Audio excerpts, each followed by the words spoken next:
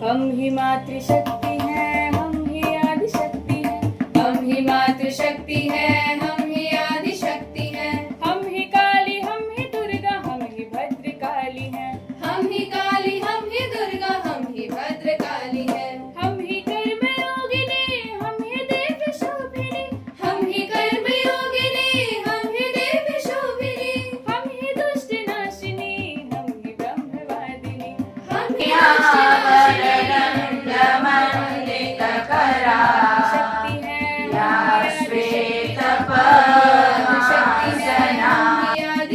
है। हम ही काली, हम ही दुर्गा, हम ही भद्रकाली हैं। हम ही काली, हम ही दुर्गा, हम ही भद्रकाली हैं।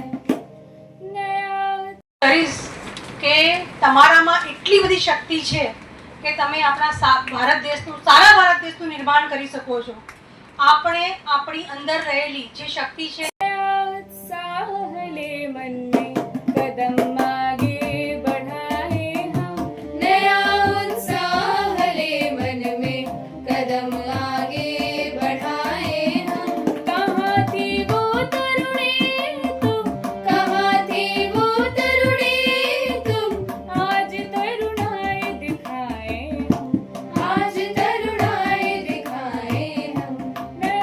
આજે આપણે જોઈએ કે વિશ્વ પટલ પર વિવિધ સમસ્યાઓ છે, ભલે તે અસુરક્ષા હોય અથવા તો પરિવારોનો તૂટવો હોય અથવા તો સાંસ્કૃતિક આક્રમણો, આ ત્રણ મુખ્ય સમસ્યાઓ છે આજે વિશ્વ પટલ પર।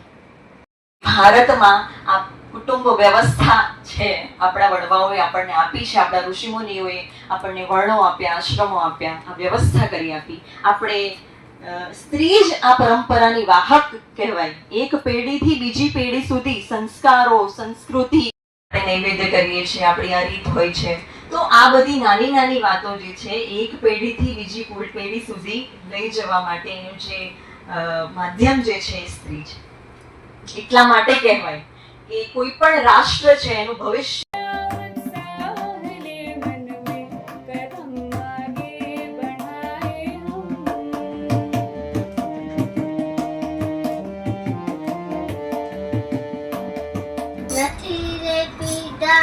જાણી રે મેવાડના રાણા, ઝેર તો પીધા જાણી જાણી રે, તમને ભજીને હું વેચાણી। એ પોતાના શરીરનું બલિદાન આપનારી પ્રકૃતિ પ્રેમી નારી, કહે અમૃતા સુનો નિજ ધર્મ જ્ઞાન, સિંહ સાઠે रुख रहे तो भी सस्तो। शूरवीर लक्ष्मीबाई दुश्मन सामे लड़ता मरी, झांसी मारी कदी न दोष, हूँ मारी झांसी क्यारे नहीं आपू। तलवार फेरवीने क्षत्रियाणी नथी थवातुं, एके एक पर इतिहास लखाणो छे, एमांथी ते कोई दरबार नथी थवातो।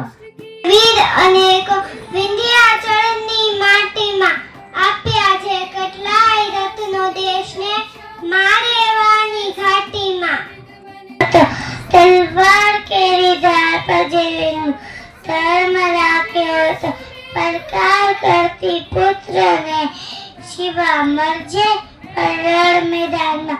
हम देशनी है आर्य रमणी, अमर छे इतिहास में, अमर छे इतिहास में।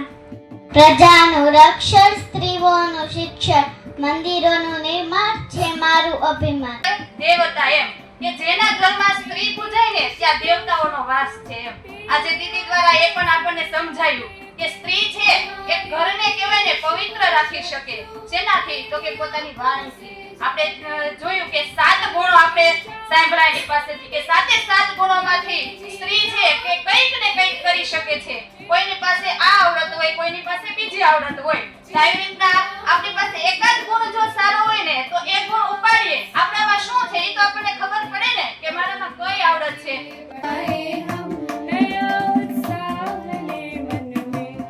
મારી સપ્તશક્તિ જાગૃત કરવા માટે સંકલ્પિત છું।